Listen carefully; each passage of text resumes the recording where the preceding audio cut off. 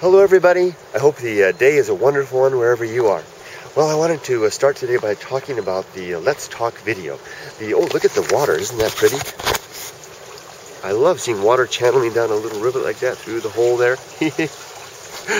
Oh, and the sunrise. Sorry for the distractions. Let's start by talking about Let's Talk. In the Let's Talk video, I tried to outline a new way of communicating. I feel like I've been falling down on the job lately. You know, I operate this channel and I put videos out and people have questions for me. And lately I have been doing a bad job of providing answers, and I'm very, very sorry. And sometimes I get the answers out, but I get them out very late. And what I was hoping to do is to better ensure that I get answers to you in a timely and thorough manner. I wanted to make use of the YouTube's feature where you can send me a message directly. You can basically go to the Walking in Japan homepage there on YouTube, and down below by the photo there's a link that says send user a message. And if you click on that link, it will bring you up a message form. You're probably familiar with it, and you can send me a message directly. And what I'm going to do is every single day I'm going to go into that folder and I'm going to read all of your messages. I'm excited to do this, and I'm going to provide you with a timely and thorough answer to anybody that sends me a message there. What this means is that's where my focus is going to be. I'm going to be focusing on those messages. I'm going to do everything I can to read every comment that comes through, but I may not be able to respond to all of the comments. But if you send me a message directly, I guarantee you I'll get an answer out to you promptly. And I'm sorry if this is a clunky or an inefficient way to do it, and I'm sorry if I wasn't clear yesterday, but I think that that's the best way to ensure that I get answers out to those who are looking for interaction. And now what I'm also going to do is continue to do this comments thread. I think this is an effective and heck of a lot of fun way to communicate. So I'm going to continue to do this as well. So between the two, hopefully I'll be able to have a better rapport and communication with the people that view this channel. So let's get on with it. Let's talk about a few comments from Let's Talk that I wanted to cover. First, Wolfhaven the 8th says, I feel as if Google needs to come up with a better way for uploaders and commenters to communicate. I agree completely, and I'm hoping that this idea will be one step in that direction. T-Bone Jug says, great idea, Kurt. I just don't know how you can do it. You're going to need a secretary or two, my friend. You're right. If I tried to answer I think there was some misunderstanding yesterday. If I tried to answer every single comment, I probably would spin around and fall around in a circle. Hopefully this new method will be a good way. Black Hat says, an online forum would be a good idea. As I mentioned before, you were so kind to offer to and suggest an online forum, and you even offered to help set it up and to help run it. And I'm still thinking about that, and I know I said I was going to do it, and I want to step carefully, and I may do that. And if anybody else has a response, well, what do you think? What do you guys think about having a forum for this channel? Maybe combine it for this channel and the YouTube Bullet Train channel, where people can get together. I know the JapanChannel.com does this in a very effective way, and I don't know if I can handle it, but if you guys are interested, I might be able to give it a try. So let me know what you think. Ashes to Your Soul, what a great name, says, hello is all I have to say. What a great, I love it. You made my day with that one. Hello is all I have to say. It sounds like lyrics to a musical, or the title of a musical. I'm going to stand here in the sun. It's warm. Feels good. Is it shadowy for you guys? There, is this better? I get to see all the squinting eyes. Let's see. And T-Bone responds, I think, hey back, Ashes to Your Soul, and Merry Christmas, Doug. And then Ashes to Your Soul says, Merry Christmas. I love seeing interaction. That's great. Fun. Doug, you're such a nice guy. Liz Bonera says, 86 says, hey, I just wanted to know what's your favorite sport. If you like baseball, what's your favorite Japanese team? Thanks from Portugal. Wow, Portugal. And my friend Warmastrat Molly responds, you're knocking on a door to an empty house with this one. Kurt knows nothing of sports. You're absolutely right. I know absolutely nothing of sports. Go on over to Warmastrat's channel and ask him. He knows a lot about sports.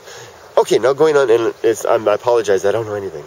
Let's see, now let's going on to the old Japanese cemetery video. That's a video that I shot back in September, and like I may have mentioned before, I have a big archive of videos that I get out, and you know, I can't produce everything that I make, or they'd be flooding the thing with videos, so it's from the past. Black Hat says, is it true that many Japanese cremate their dead? Why is there a cemetery if they cremate their dead?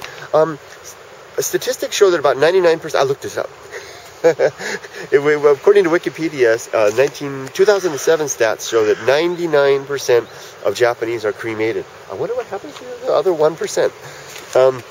So they cremate their dead, and why is there a cemetery if they cremate their dead? Well, they have to have a place to inter the ashes. I know that in the West, and particularly in the States, we scatter the ashes on the sea or in the mountains sometimes, and that's why that term, bones at the bottom of the sea, comes from. I'm referring to my dad's ashes at the bottom of the sea. They're off the Pacific. And but in Japan, typically they'll put them in a little urn, and then they'll put the urn in a collective little tomb thingy, where they're all the ancestors. Well, hey, let's walk that way. Maybe I'll show you one. If we go this right direction, there's a cemetery. And maybe if we get there, I'll show it to you. And they put the ashes in this collective tombey thingy. And then they can basically treat them. Japanese do everything as a group, typically. And so then they can treat the death as a group as well. They can be together in death. Whereas in the West, we typically have one grave for each individual. Very interesting, I think. Let's see. Chibata 10101. I say that wrong. I'm sorry. Are the spiders poisonous? Ha! Spiders. A spider question. Well, in fact, all spiders are venomous. Is the right word. Venom, of course, being a poison that is injected versus poison that is consumed. For example, in a plant substance. So all spiders are indeed venomous. The thing that makes one spider deadly or dangerous versus another not being deadly or dangerous are two things. One, the toxicity, and quantity of venom injected, and two, most importantly, I think, the size of the spider's fangs. Well, look, a crow. Hi, where are you going? The size of the fangs. Some spiders they can be highly toxic, highly venomous, but their fangs aren't big enough to penetrate human skin, so they may not be able to do much damage. Where other spiders, such as the Brazilian wandering spider, have very large and powerful fangs. But some spiders, such as tarantulas, have very large fangs, but their venom isn't toxic enough. In some cases, some of them are bad. Okay, T-Bone, Doug says, cemeteries always make one think of their own mortality, our time on Earth. But is a short span, then eternity, and then ... Where in capital letters? Doug. Oh, I like the way you wrote that, Doug. I wonder that too. And as I kind of alluded to, I have a feeling the where is a big nowhere. Maybe that's why I try so hard now, because I think there's nothing after this. I think it's just this is just a punctuation mark, this life, encapsulated by a huge darkness and eternity of nothing. So enjoy it now. Okay, thanks for your comments, Doug. That was great. Spooky Yuki says, wow, what a great name. I want to say it again. Spooky Yuki. Let's try it 3 times. Spooky Yuki. The wildflowers around the graves are called, and they give the name Licorius radidia or something, or spider lily. I can read that. It's my favorite flower. It sometimes grows around a huge tree that I have in my front yard. They are native to Eastern and Southern Asia. This person is talking about the flowers that we saw in the graveyard. They also have an interesting legend behind them. According to Wikipedia, since the flowers usually bloom near cemeteries, they are described in Chinese and Japanese Lotus Sutra as ominous flowers that grow in hell and guide the dead into the next reincarnation. Wow. I'm going to think about that every time I see those flowers from now on. Chris says, you still had your longer hair? Yeah, I did back then, September. And everyone loves Alex says, so cool, Kurt. Can you read the names or not? I can't read the names. I can read a little bit sometimes, but typically my kanji, my Japanese is poor in general, but my kanji is terrible. I can read ko. Hey, look, Mikan. It's getting to be that time of the year. Mikan hanging over the Mikan bounty. Yes, the Mikan bounty. Okay, we're getting closer on to that cemetery now. Now let's continue with our comments. And now, everyone love Alex. Oh no, we did that one. Unsolved Mysteries 12 says, that's loud. No, Unsolved Mysteries 12 did not say that's loud. I always wanted to know why Japan writes in columns rather than in rows. And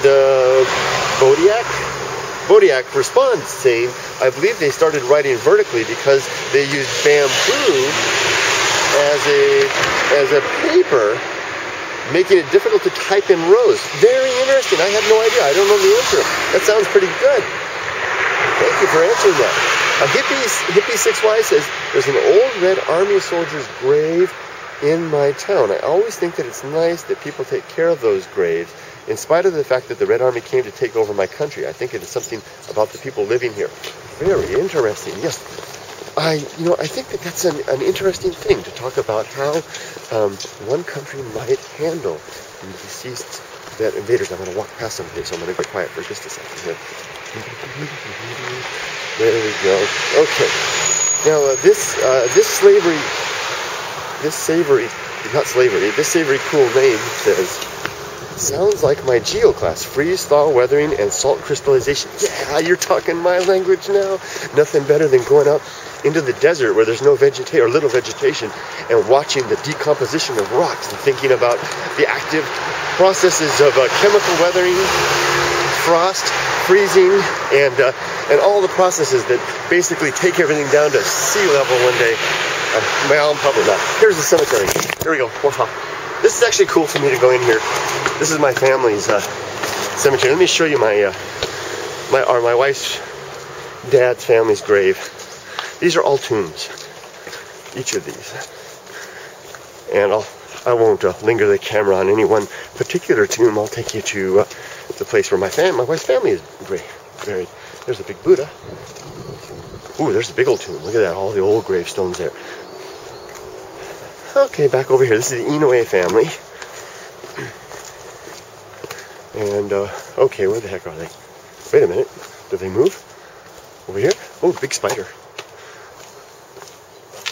Oh, got stuck. There they are, over there. Okay, wrong end. Let me try to answer another question while I try to get there. The Black Chromatic says, Kurt, are there problems with teenagers in Japan knocking over gravestones for kicks, to your knowledge? I know that this has been a problem in America in the past. Also, I must say, watching your vids beats the heck out of studying for finals. I've never heard of that kind of problem here.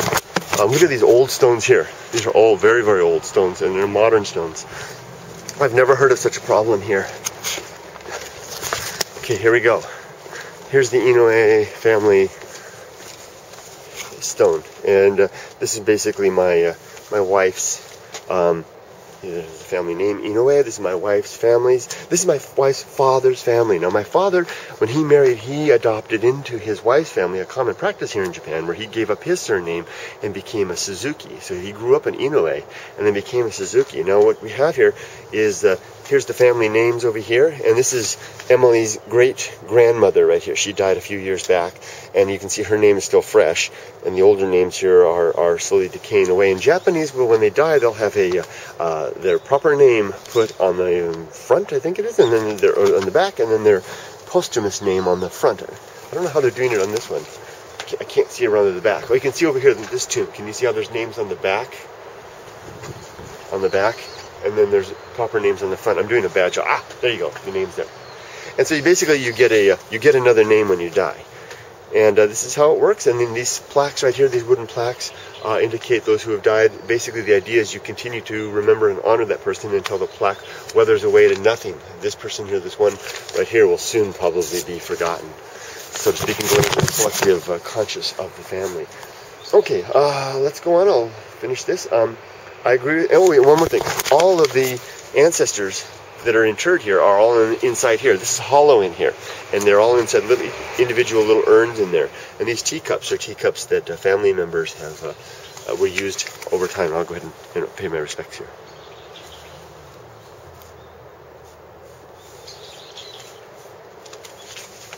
There's a candle. Curious. I wonder who put that there. Doesn't seem like something one of our family would put there. Let's walk through the Buddhist temple and head on out. We're wrapping it up here. I agree with you. This is from Anthony. Anthony says, I agree with you at the end about how we end up becoming nothing to the world after death. Interesting video. This looks nothing like a cemetery in the USA. You're right. And you just reaffirmed what I just mentioned a moment ago in response to Doug. Nothing. Absolutely nothing. Just remember what you were before you were. A whole lot of nothing. New plots over there. This is a Zen Buddhist cemetery, Zen Buddhist temple, by the way. The priest here is a very nice fella, and I see him sometimes. He walks around the community. It's always very nice to me. And it's also our family temple as well. Let's take a look at the temple as we walk through. There's a nice Daruma statue over here. He loves Daruma. He has lots of images of Daruma. Here's a great one right here. This one is the solid stone. You can move it. And the idea of Daruma is that life falls down 7 times but gets up 8. Daruma never gives up, and you can see that Daruma, no matter how he gets pushed around, he always winds up right side up. Isn't that cool? What a great message. Because my papers fall all over the place. But like Daruma, I will not give up. I only have a few more to go. Oh, the last one. Bye-bye, Daruma. Let's answer this one as we walk out of the cemetery. Here's the main temple entrance. Okay, here we go. Great vid, Kurt. I love the old gravestones. Really, it gives you a glimpse into the past. Isn't it true? And isn't that what it's some way it's all about? You know, we have this moment now where, pardon me, boy, I burp and pontificate at the same time. And here's another picture, an image of Daruma. It's a funny thing how we have this moment now where our uncertain senses provide us with stimulation and stimulus about the world around us, and never giving us a complete picture. We have only the most fleeting idea of what is really happening around us at any one time. We're limited by our senses, we're limited by our life, we're limited by our time, we're limited by profound ignorance, undescribable depths of ignorance, and that is what gives us what we have now. Really little different from fiction insofar as representing true reality. And then add to that the fact that we can speculate true fiction into the future and ponder what may come, write scenarios that may or may not actually happen, think and imagine in ways that defy reality. And then finally, we have the opportunity, let's run across the street, we have the opportunity to look backward at an even more uncanny and strange reality that may have not existed in any way like what we think, any way like what we see now in the relics. When we go walk through an old cemetery and we see a gravestone, and we see a name upon it, and we see the figures that were carved there, and we ponder what it might have been, what it could have been like. Isn't that a cool ladder? Really tall. This guy's doing bonsai work. He's cool. He's actually working. He filmed it. We can ponder it all. We can think about what could be. And in the end, though, we have those 3 main perspectives. The ignorance of our current situation, the wonder of it, and I use the word ignorance as a factual word, not as a word of to belittle the fact. But simply it really is. It's just simply what it is. The ignorance of now, the possibility of future, and the mystery of the past. And then when you have all that, how can we not left but short of breath and aghast in wonder at all? I don't know. I can't. So I'm gonna try to catch my breath and get to work. I hope you guys have a great day, and I'll see you next time. Bye bye, everybody. From the old Hokkaido Highway.